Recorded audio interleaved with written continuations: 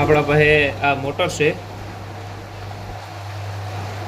એમાં આપણે જોવાનું છે કે સ્ટાર્ટિંગ વાયર કયો છે, રનિંગ વાયર કયો છે અને કોમન વાયર કયો છે. આ 3 વાયર છે આપણા પાસે. અમુકમાં 4 આવે, અમુકમાં 3 આવે. આ 3 વાયરમાં આપણે જોઈશું. તો આપણા મારા પાસે આ મલ્ટીમીટર છે, આને આપણે ઓહમ ઉપર રાખી દેવાનું.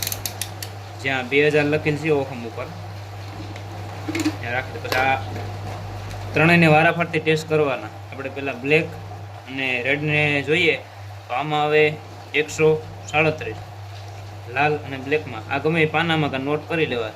હવે આપણે બ્લુ અને બ્લેકને જોઈએ, આમાં આવે 327.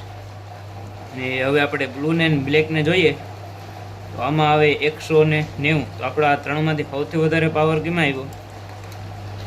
તો આ બેમાં બતાવે સૌથી વધારે, લાલ અને બ્લુમાં. તો આ આપણા રનિંગની સ્ટાર્ટિંગ વાયર છે.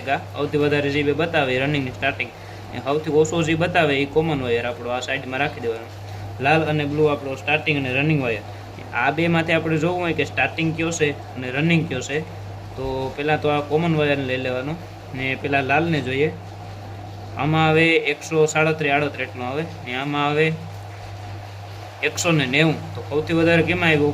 તો આ બ્લુના ઓલામાં આવ્યો. તો આ આપણો રનિંગ વાયર થઈ ગયો ને આ આપણો સ્ટાર્ટિંગ વાયર થઈ ગયો. તો આપણો એવું કેપેસિટર આ બેમાં આવશે ને જે ડાયરેક્ટ પાવર આવતો હોય એ એક આમાં કોમનમાં આવશે ને એક આમાં આવશે રનિંગ વાયર.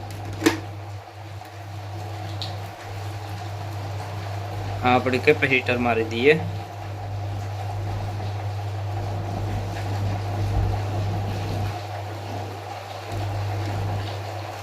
આપણી ડાયરેક્ટ સપ્લાય જે આવતી હોય એક આપણો આ કોમન વાયરમાં આવી જશે, એક આપણો આ જે સૌથી વધારે આપણે ઓલા મળ્યા એમાં મારી દઈએ. તો આનું કનેક્શન થઈ ગયું.